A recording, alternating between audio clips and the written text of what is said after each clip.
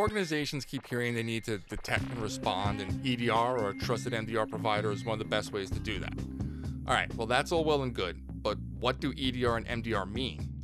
What does an organization need to know and consider when determining which option is the better choice for them? If security professionals are going to keep saying EDR should be a standard part of a security program, then it's probably a good idea if we understand the abbreviation, the terms it contains, and what we're really saying when we talk about EDR and MDR. Hello, I'm Thomas Pierek, cybersecurity professional with close to 20 years in the industry and self-professed most paranoid person in the room. On this episode of Demystifying Cyber, we define EDR, MDR, and the considerations for which one to select as an organization. The famed author, Arthur C. Clarke, had 3 laws when it came to science fiction. His third law is, any sufficiently advanced technology is indistinguishable from magic. We're here to peel back the curtain and show how the tricks in cyber are done, so we can all have a better understanding. This is Demystifying Cyber. EDR and MDR. In a world of abbreviations, what's two more? If EDR and MDR are so similar, which seems to be the message out there, then why the need for both terms?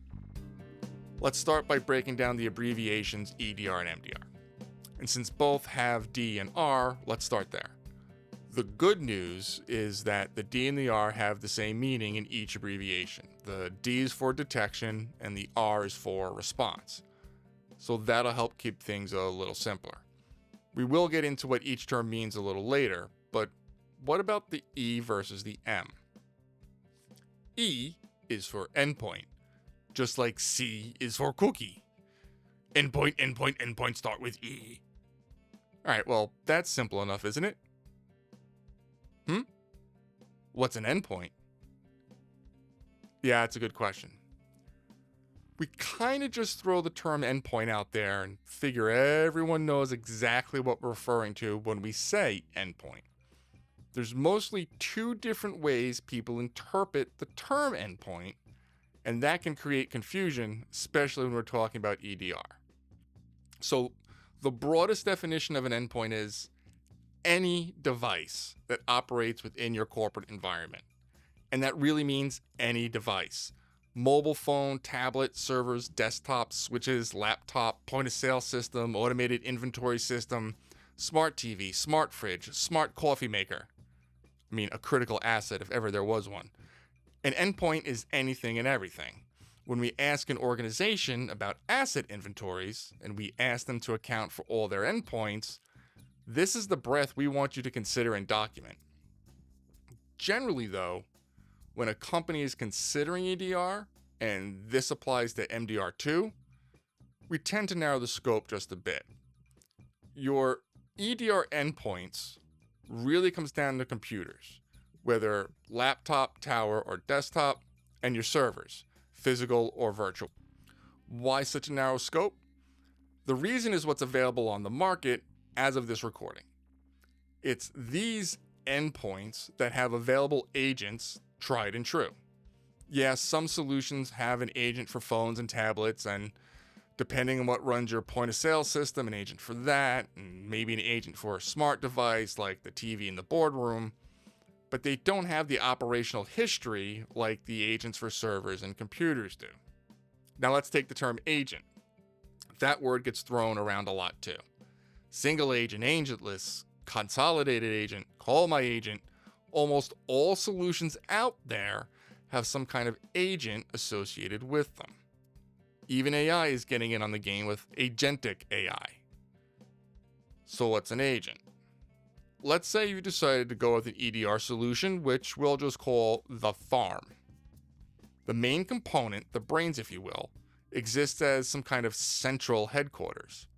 That headquarters can be something you build, install, and run in your own data center, or it could be a cloud platform solution, often called the console, that the farm provides you. That console is where all the data and information is visible to you. It's where you log in to see data, alerts generated, where you go to triage those alerts, set your configurations, the real functional aspect. All of the intelligence you're gathering comes back to this central location. It serves as a central intelligence hub. Here's where central intelligence's agent comes in. The agent works for the farm. Its job is to monitor what happens on the single endpoint it's been deployed to and report back on all of the activity that it sees, so that modules within the farm perform an analysis and decide if what it's seeing is suspicious, malicious, or benign. The agent is basically a small piece of software that gets deployed on every endpoint. Once it's deployed, it's permalinked to that endpoint and reports back to headquarters, or the mothership, so to speak, pretty much in real time. Agents can function on their own, but their operating parameters are defined by the mothership, kind of like the alien ships in Independence Day. So now I have an agent deployed on the servers and computers, my endpoints, that operate across my environment. The activity that occurs on each endpoint reports back to the console, where the magic happens. Well, congratulations, you've implemented the first step in monitoring your environment.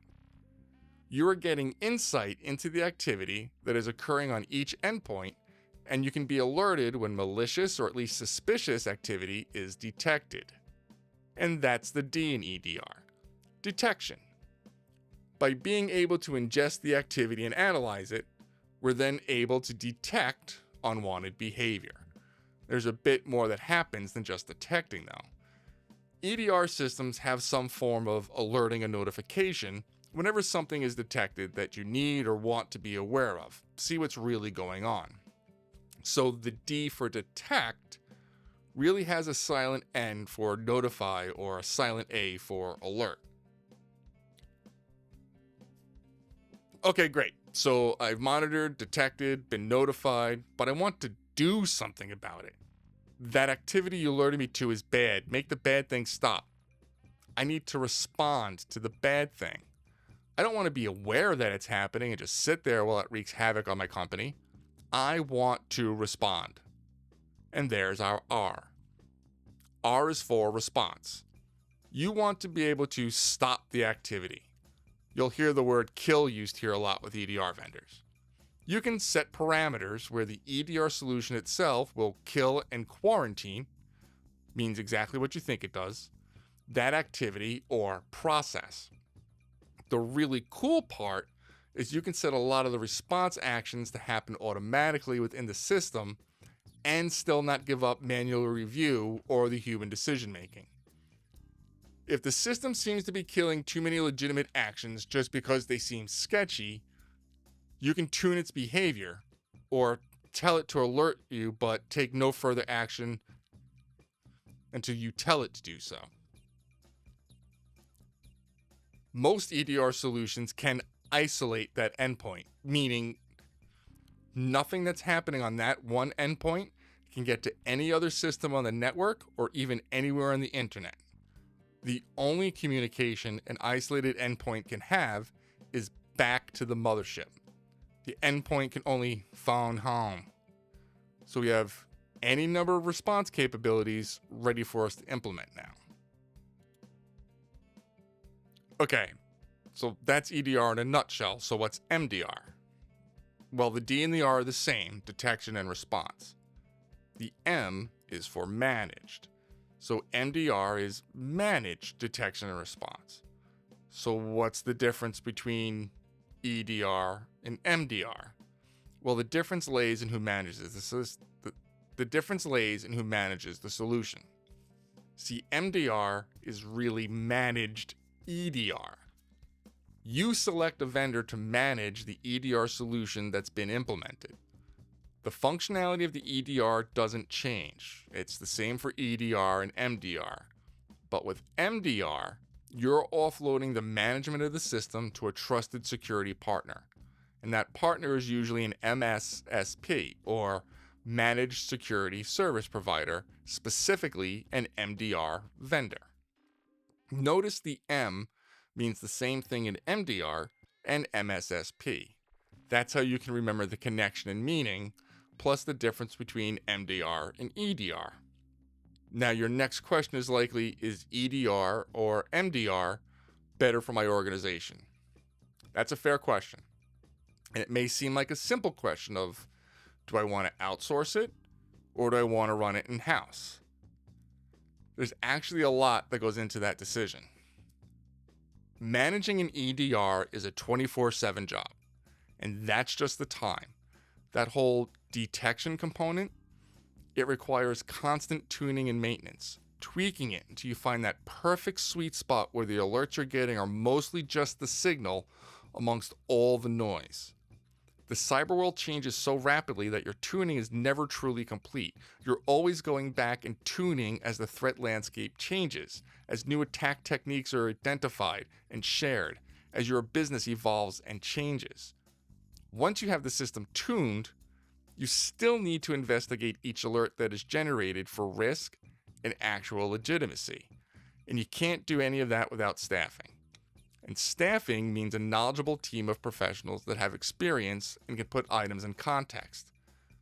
Folks that can really apply critical thinking to the deluge of notifications and intelligence that all these solutions present. Think of it like this. You own a home. Not an especially large home, but what most folks think of when they think of a typical American home in the suburbs. That home has a lawn, likely some bushes, maybe even a couple of flower beds. You want your home to have a beautiful yard.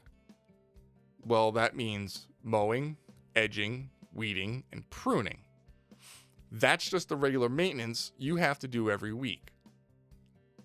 Then there's knowing when to plant, managing the soil, being able to identify crabgrass, grubs, rot, plant infections, or whatever they're called, knowing when to plant what plants at what time of year, in what soil, and maintain the pH of that soil in a location where they'll get the right amount of sunlight and shade. That's a lot of work, a lot of time, and a lot of knowledge you need to have or obtain. Can you really afford to do all that yourself and have the outcome you want? Oh, and have time for the myriad of other things going on in your life. Like many suburban homeowners, you'd likely hire a landscaping service. Professionals that have the experience and know the answers to those questions, that can recommend treatments, how to plant and what to plant, lay new seed, mitigate the grubs and other bugs, identify when foliage seems to become infected and treat it, recommending future steps to avoid it from happening. And when they do the maintenance, the mowing, the edging, the pruning, they know just how to do it so that the yard remains and looks healthy. Trusting them to carry out that work means you get two things. One, you feel better knowing that this thing of importance to you, your yard's health, is entrusted to professionals with years of experience. And second, you free up your time that would be spent performing these tasks and doing the research to gain the knowledge required to achieve the results desired, to focus on other areas of importance for your life. You're gaining in two places, not just one. Well, that, admittedly somewhat loosely, is what you get when you elect to go with an MDR to implement an EDR solution. And just like with the landscaper, there are additional costs when you do it yourself that you incur that you don't when you trust experienced professionals. All that equipment that the landscapers use, you would need to buy that for yourself. That includes the fuel, the replacement blades, sharpening blades, pruners, trimmers, edgers, seeds, insecticide, plant formula, all of it. Those costs recur, they don't go away. The same is true with implementing your own EDR. All the tools, watch lists, implementations, APIs, workstations, sandboxes, all the utilities that you may not even think of are a recurring cost. And that doesn't cover the cost of staffing and training that you would also have to incur. Plus, you get the benefit of all the knowledge they gain from working on all the other houses that they service, which allows them to see and diagnose potential issues faster or make recommendations to get ahead of an issue that they've encountered at another home recently. See, they're aware of trends because it's just part of what they do. Of course, that'll all depend on the value that they provide. Are they doing the bare minimum, mow, trim, prune, preseason clean, postseason clean? Or are they a committed partner? I know which one I'd prefer. Endpoint Detection Response, EDR, and Managed Detection Response, MDR, are an integral component of what we call continuous security monitoring. Real-time insights, data points for correlation and aggregation, and the ability to respond to threats as they're occurring, a lot of times at the point of attempted entry, before they get to taking action within a system. Frankly, in today's business world, having them is table stakes. Insurance carriers will ask if you deployed them, your partners will ask about it, many of your clients and prospects will ask about it. The days of rolling out an antivirus solution alone are over. Going back to our suburban home analogy, having an alarm system is pretty much the same thing. It doesn't mean we stop putting locks on the doors and windows. It just means that we acknowledge times have changed, and having someone be able to monitor our valuable assets for us 24/7 is a must-have. And we trust a service provider to enhance the capability and manage the monitoring, detection, and response for us. Think about it. Do you really want to? Can you really afford to monitor and respond to your doorbell camera every time it goes off 24/7? Hopefully now you have a better understanding of what everyone means when they're talking about EDR and MDR, what they provide you, and how they differ when you're determining which is the best option for your organization. I think EDR is incredibly vital to a security program, and I hope you do now too. Until next time, I'm Thomas Pierek for Demystifying Cyber.